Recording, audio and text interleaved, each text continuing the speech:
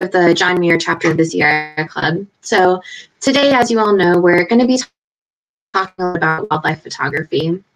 The way that wildlife photography started for me was it was kind of a natural progression. Growing up, my family had always enjoyed being outdoors and looking for wildlife. And when I went to college, I continued with it, but I'd always had a passion for photography, and doing wildlife photography gave me an opportunity to capture what I was seeing and share it with my family back at home. So that's kind of where it took flight from. And since then, it's been a great way for me to connect with the outdoors. And I know, like, as we get older, there's more and more stressors in our lives. So it's been a great source of stress relief for me as well. So for those of you that are already wildlife photographers and already do this, I'm sure you feel similarly. And for those of you that are interested in getting into it, I hope that you find the same benefits from it that I do. All right, so as far as agenda for this meeting, I wanted to start out with talking a little bit about camera basics. When I first started photography, I shot predominantly in auto. I found it easy to just find the animal and then get my viewfinder on it and just click the release button. And as I grew as a photographer, I learned that there was a lot more that my camera had to offer me if I kind of delved into the settings by using manual mode. So that's what I shoot in right now. And I find that it allows me to create images the way that I want them. So I'm going to talk a little bit about those different settings, and then we'll move on to some species knowledge. So I'll share a little bit of information about 3 species that I photographed, what the settings were for those photographs, and some things that I learned when taking those pictures. So hopefully that can be beneficial for you. And then I wanted to end on wildlife photography ethics. So thinking a little bit about what role you should have when you're outdoors taking pictures, and how we can work together to make sure that we're not negatively affecting the animals that we care so much about. So like I said, we'll start off with those camera basics. There's 5 camera settings that I wanted to talk about to create that desired image. So it's shutter speed, aperture, ISO, white balance, and release mode. So shutter speed, aperture, and ISO are 3 settings that work together to determine what the exposure of an image is. So when I say exposure, I'm referring to how bright or dark an image turns out. So these 3 settings, while they have their own caveats or like extra things that they can do, they work together to produce that overall exposure. So the first thing is shutter speed. So shutter speed is how long the shutter is open. So for those of you that have worked with film photography, think of this as how long the film is exposed to light to produce that image.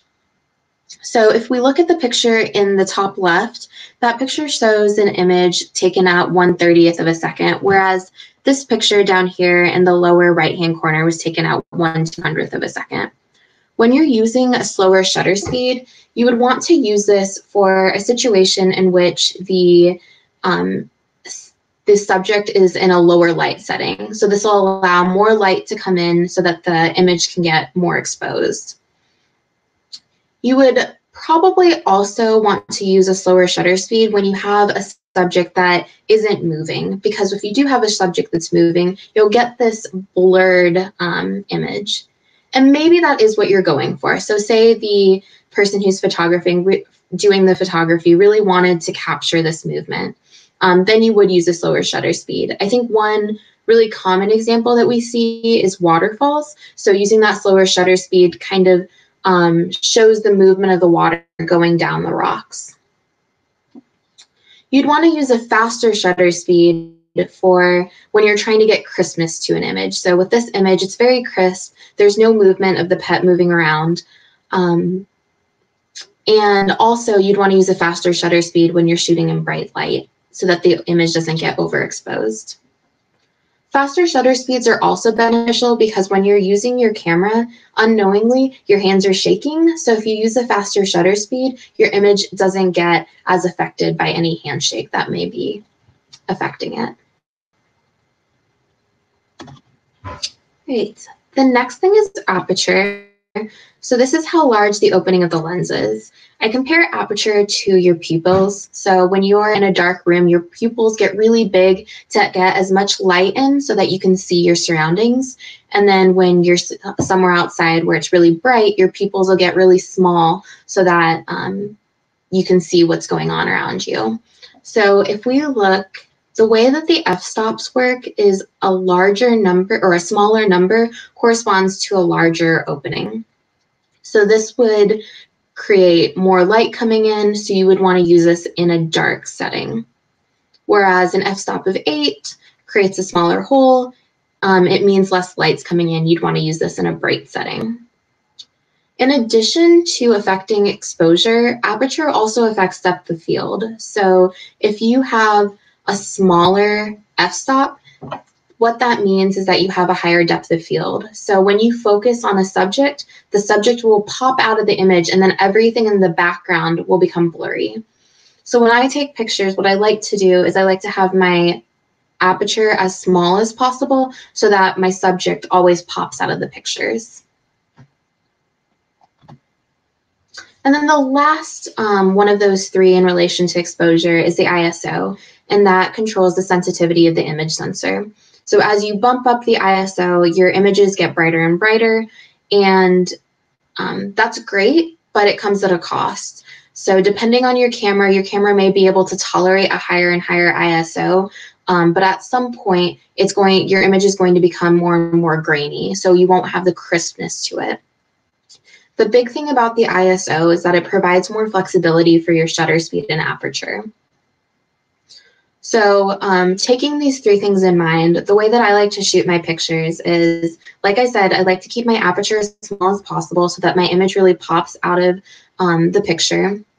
And then I like to have my ISO as small as possible if the subject is not moving so that I don't get graininess. And then I like to have and then I'll just play with my shutter speed depending on the light. If my subject is moving around, then I'll bump up my ISO, keeping in mind the point at which the image starts to get grainy. And then that'll allow me to bump up my shutter speed to a faster, so that it's faster so that I can capture movement and still have sharpness to it. Then white balance is something that determines how your colors are rendered in an image. So if you've ever taken a picture and you thought, man, that looks really blue, or whoops, that's a little bit too orange, what could be happening is that you need to tweak your white balance. So the white balance settings vary camera to camera. I think in my camera, I have settings like shady or incandescent light. So depending on what you're seeing outside or inside, you can update your settings so that the camera knows how to make the image that it's creating look similar in color to what you're actually seeing in real life. And then the last one is release mode. So this is how images are captured when the release button is pressed. I really wanted to highlight single versus continuous. So what single means is when you click that release button, it takes one image. When you have it set to continuous, if you hold the release button, it continues to take a burst of pictures. Continuous can be really useful if, say, you have a bird in flight and you're not sure where in the course of flight you'll be able to capture your best image. So continuous can be great for that. But don't overuse continuous. I think that's one thing that's everybody's nightmare, having an SD card get completely filled with the same images or running out of space when something exciting happens. So I continuously toggle back and forth between continuous and single depending on what my subject is doing. Another thing of note is that there is no loss in quality of your images. If you use single versus continuous, it really is just what happens when you click that release button. All right, so moving on, we're going to talk a little bit about that species knowledge. So things to think about when you're going out in the field trying to get these pictures. The first thing is time of day. When I go and do photography, I try really hard to do it around dawn and dusk. This is the time that animals are most active, because typically this corresponds with less people being out and about, and also it's cooler in the day so that they're not expending as much energy trying to move around. It's not as hot for them. The other thing that I wanted to talk about with camera setting in mind, that when it's later in the day, you're going to have more of a struggle with making sure that your exposure settings are set up correctly, because the light's going to be constantly changing. So there are difficulties that come with shooting during dawn and dusk. Prey and predators, I think I called out these two because I like to look around an area and see what species are about. So if I see that there's a lot of rabbits in an area, that can let me know that there's prey for animals like foxes or coyotes or great horned owls. So that gives me an idea of what kinds of other animals I might see in an area. Likewise, if I see a fox in the area, that could let me know that there's squirrels and rabbits in the area. Another thing when we're thinking about other species in an area, if I hear crows calling a lot, that's a good indicator for me that there's some type of bird of prey in the area. I've seen a lot of the time when watching great horned owls, crows will mob them. So a bunch of crows will show up in an area and dive bomb them. So just keeping aware of the different sounds in the forest while you're out there will be beneficial in helping you find animals that you're to photograph. And then the last thing is personality. So one thing that as a photographer you really want to do is create those intimate images that show behavior and also personality of the animal. It can be really frustrating sitting out in the woods when your subject isn't doing anything, but the longer that you're out in the woods, the more you understand how your subject interacts with their environment, how they interact with other animals of their species, of other species, and having that better understanding of their behavior allows you to better be able to predict what behavior they might engage in next, and in that way update your settings in your camera to reflect that change in behavior. So I wanted to start out, like I said, with great horned owls because they are one of my favorite subjects. I was lucky enough in grad school to live near a park that had a family of great horned owls. They decided to set up their nest right next to a zipline station. So they were really, really used to humans being around. Their behavior wasn't really affected by humans being around. So they were very, very tolerant. So it allowed for a lot of photographers to be able to go and watch them and take pictures without negatively impacting the family of owls. So I'm going to play some videos. What I'd like you to pay attention to is the hoarse like croak that you hear when you're listening to these videos, because right now is about the time when a lot of owls are fledging. So if you're out in the woods and you hear this, this can help you locate some great horned owls.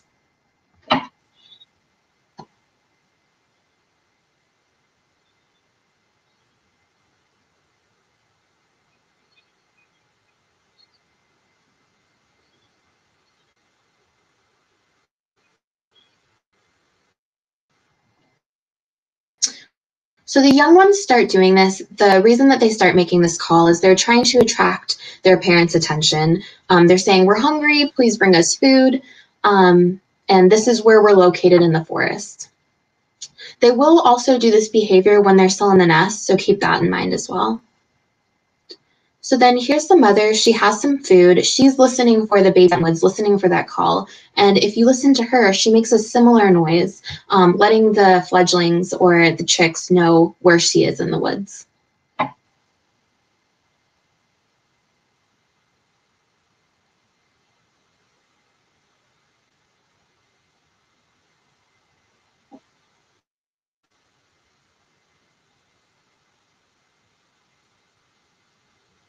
So you may have noticed hers isn't quite as hoarse as the chicks. It's a little bit more just muted than the chicks is. So once the two of them have located each other, I got really lucky with this. And like I mentioned, again, this owl family was very habituated to people. So they were very tolerant of our presence. Whereas in other situations, the owl mother may not have flown in to give the chick food if she hadn't been habituated. So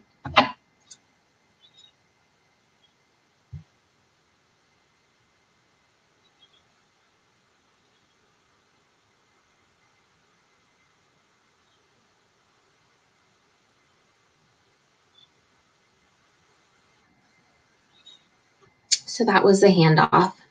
So like I said, just keep in mind when you're out in the woods right now, listening for those calls. If you do hear them, it's a pretty loud noise, so you should be able to relatively easily triangulate exactly where the owls are in the woods. So based on using this information, having this background knowledge, knowing where the nest was, I was able to, get the following pictures. So when the owlets were still in the nest, it was a good indicator of when the mother was going to come to the nest with food when they started doing vocalizations. And these pictures were taken closer to the evening, around 7 or 8 in the afternoon was when she'd come in, 7 to 9 every single night. And then this picture on the right-hand side is a little bit of what I was talking about, capturing personality. So this owlet was getting pretty close to fledging, and so it was just very rambunctious, hopping around the nest, peering out both of the holes. This one also liked to chip off bits of wood and pull them into the nest and destroy the tree. So being able to capture these pictures that kind of showcase the species behavior and their individual personality just makes these pictures that much more special. All right. So the next set of pictures are about beavers. So these were taken in Alaska.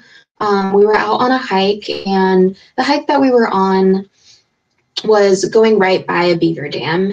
And there was fresh activity that you could see based on all of the trees that had been gnawed on. And then we ended up seeing a beaver actually swimming through the water. So I kept my eyes on it and happened to see one of them going up this path up the side of a hill. And you can see this path has been worn. They've walked on it a lot. They've grabbed tree limbs and then dragged them back down to the pond that I ended up finding.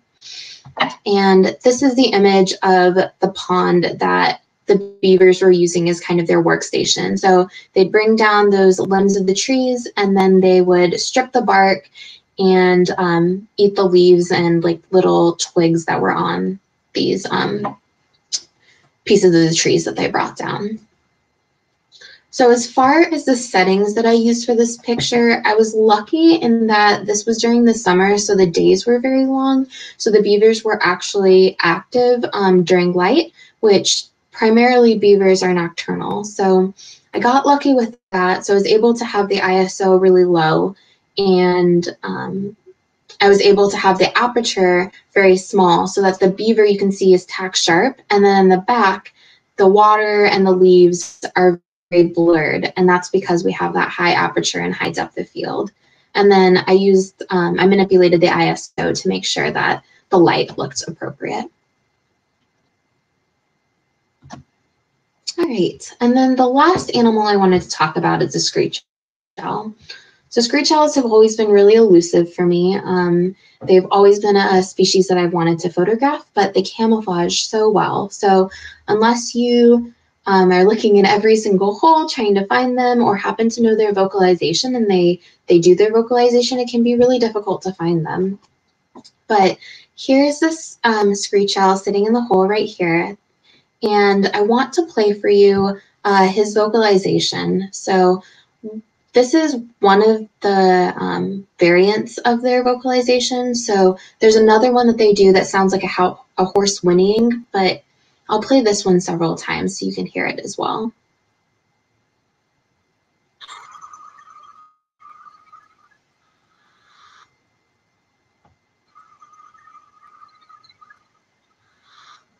So if you do happen to hear that sound, that can be a good way for you to work on triangulating where in the forest a screech owl might be. This specific screech owl liked to use the same hole, so he was pretty easy to find once you knew where he was in the forest, because if you went back to the same hole, he was always there. So I wanted to showcase this one because I think this is a great example of how having a high ISO can really destroy your images. So these two pictures were taken. One was the first day, the first time that I found the screech owl, and then the second was the next day when I came again, fully prepared to take a picture of a screech owl at night. So both of these pictures were taken around 9 o'clock at night, so very, very poor lighting. As you can see with my settings, the f-stop in both of them was roughly the same. So I had as much light coming in as possible. I had the exposure time around 1/100th of a second. That's as low as I felt comfortable having it because I didn't want to have my handshake affecting the image quality. But then the first night I had my ISO set to 40,000, and then the second I had it set to 6,400. And notice that with that first picture, it's so grainy, you really can't make out much detail in the feathers. It looks very washed out. And then with the second picture, there's a lot more detail in the feathers. It's a lot crisper. Just overall a much, much better image. So just keep in mind how detrimental your ISO can be. Another thing that I forgot about or didn't utilize the first night was I typically don't carry a tripod or a monopod just because I find it bulky, especially because I like to hike from different places to photograph different things instead of staying in just one location. So one thing that I did the second night was I would brace my camera up against a tree so that it would remove a little bit of the shakiness in my hands and allow me to have a little bit slower of a shutter speed without taking away from image quality. So if you don't have a tripod or monopod, or if you don't want to use them in the field, that can be another great way of steadying your hands and producing better images. All right, and then the last thing I wanted to talk about was photography ethics. So these are things that I just like all of us to keep in mind when we're going out in the woods, making sure that we're not negatively impacting the creatures that we're trying to photograph. So the first thing is flash photography. I think about flash photography in the same way as I would if I was the one who had somebody sticking a light in my face. I think just keeping in mind that when somebody puts a flashlight in your face, it prevents you from, for a moment, you're temporarily blind. You can't see anything around you. You're liable to trip. You could run into a tree. You could get hurt. Same thing for the species that we're photographing. If you use flash photography, it temporarily blinds them and puts them at risk. So just being cognizant of not using flash photography with wildlife. The next thing is habitat destruction. I think for the most part, most photographers are really great about this, but it's minor things like maybe moving that twig or destroying that twig, or moving that branch aside, because that one action by that one photographer may not make a difference. It happens over and over again with a bunch of photographers. That can make a really big difference.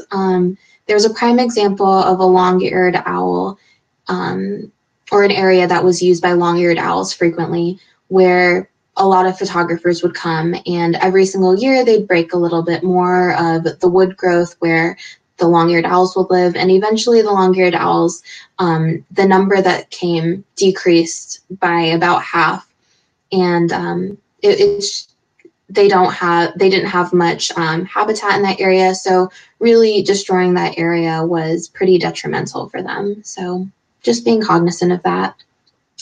This third one is pretty controversial. So it's the use of vocalization recordings, and I'm speaking specifically in regards to birding. Right now, warblers are migrating through, so, or at least in Indiana they are, and a lot of warblers can be a photographer's nightmare because they flit around so quickly, and it's difficult to get a good picture. So one way that some photographers kind of try and lure them in is by using vocalizations. And I personally don't use vocalizations.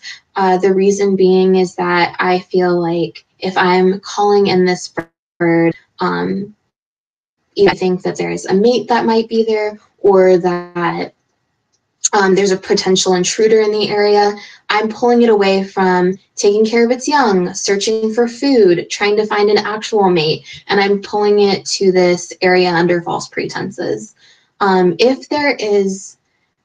If you do choose to use vocalizations, I know plenty of great photographers and conservationists who do it, and who I respect. But if you do it, I would look up ways to do it ethically.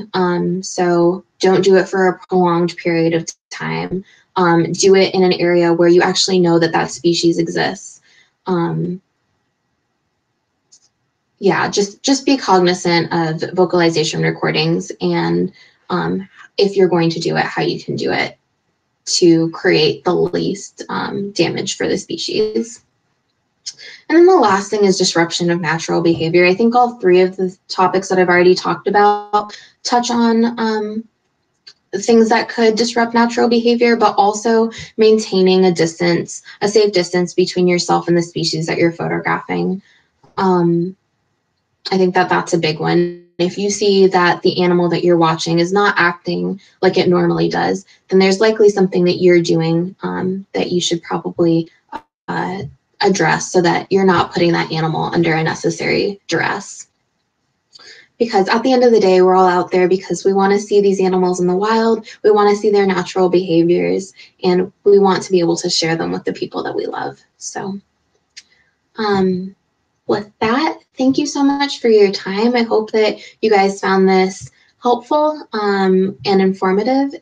I would love to open the floor with what remaining time we have for any questions anybody may have, or comments about anything that I've gone through today.